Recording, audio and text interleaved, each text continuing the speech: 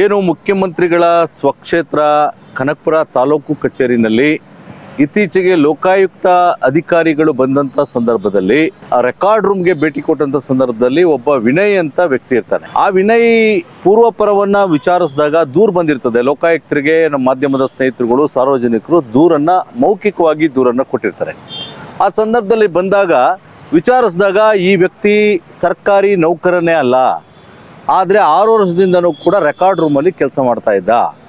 ಇದು ಭಾಳ ಗಂಭೀರವಾಗಿ ಅವರು ಕೂಡ ಪರಿಗಣಿಸಿ ಈ ತಹಸೀಲ್ದಾರರನ್ನ ಎಲ್ಲ ಅಧಿಕಾರಿಗಳನ್ನು ಕೇಳಿದಾಗ ತಹಸೀಲ್ದಾರರು ನನಗೆ ಗೊತ್ತೇ ಇಲ್ಲ ಅಂತಕ್ಕಂಥ ಆರಿಕೆ ಉತ್ತರವನ್ನು ಹೇಳ್ತಾರೆ. ನಾನು ಇವತ್ತು ಈ ಕ್ಷೇತ್ರದ ಶಾಸಕರು, ಈ ಗೌರವಾನ್ವಿತ ರಾಜ್ಯದ ಮುಖ್ಯಮಂತ್ರಿಗಳಾಗಿರ್ತಕ್ಕಂಥ DK ಶಿವಕುಮಾರ್ ಅವ್ರಿಗೆ ನಾನು ಒತ್ತಾಯ ಮಾಡ್ತೀನಿ, ನಿಮ್ಮ ಸ್ವಕ್ಷೇತ್ರದಲ್ಲೇ ಕಂದಾಯ ಇಲಾಖೆಯ ತಾಲೂಕು ಕಚೇರಿಯ ರೆಕಾರ್ಡ್ ರೂಮ್ನಲ್ಲಿ ಈ ರೀತಿಯಾದಂಥ ಪರಿಸ್ಥಿತಿ ಇದ್ದರೆ ಇನ್ನು ರಾಜ್ಯದ ಎಲ್ಲ ಇಲಾಖೆಗಳಲ್ಲೂ ಯಾವ್ಯಾವ ಪರಿಸ್ಥಿತಿ ಇದೆ?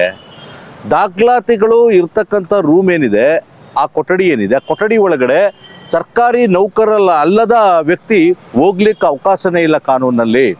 ಮತ್ತು ಕೊಡ್ತಕ್ಕಂಥ ದಾಖಲಾತಿಗಳಿಗೆ ಸರ್ಟಿಫೈ ಮಾಡಬೇಕು. ಅದನ್ನು ಸರ್ಕಾರಿ ನೌಕರ ಆಗಿದ್ದರೆ ಮಾತ್ರ ಸಿಗ್ನೇಚರನ್ನು ಮಾಡಬೇಕು.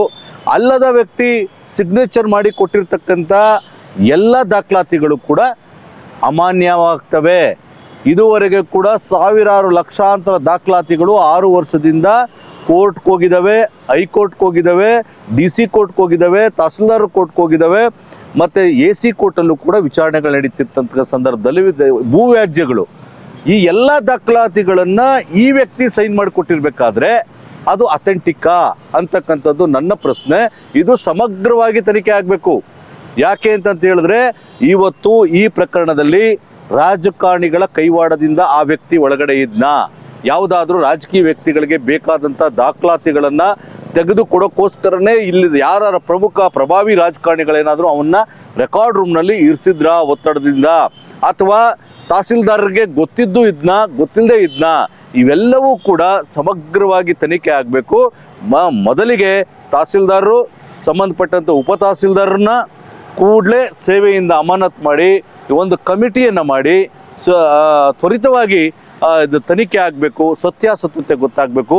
ಮುಖ್ಯಮಂತ್ರಿಗಳ ಸ್ವಕ್ಷೇತ್ರ ಅಂತಕ್ಕಂಥದ್ದು ನನ್ನ ಗಂಭೀರವಾದಂಥ ಒಂದು ಹೇಳಿಕೆ. ಸಂಘದ ಹೋರಾಟಕ್ಕೆ, ಕರ್ನಾಟಕ ರಾಜ್ಯ ರೈತ ಸಂಘದ ಹೋರಾಟಕ್ಕೆ, ಭ್ರಷ್ಟ ಅಧಿಕಾರಿಗಳಿಗೆ,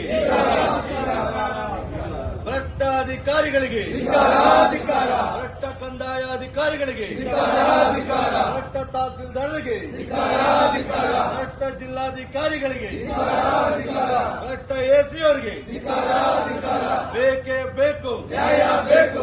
ಕರುನಾಡು ಟೈಮ್ಸ್ ಚಾನೆಲ್ನಲ್ಲಿ ಸುದ್ದಿ ಮತ್ತು ಜಾಹೀರಾತು ನೀಡಲು ಈ ನಂಬರ್ಗೆ ಕರೆ ಮಾಡಿ.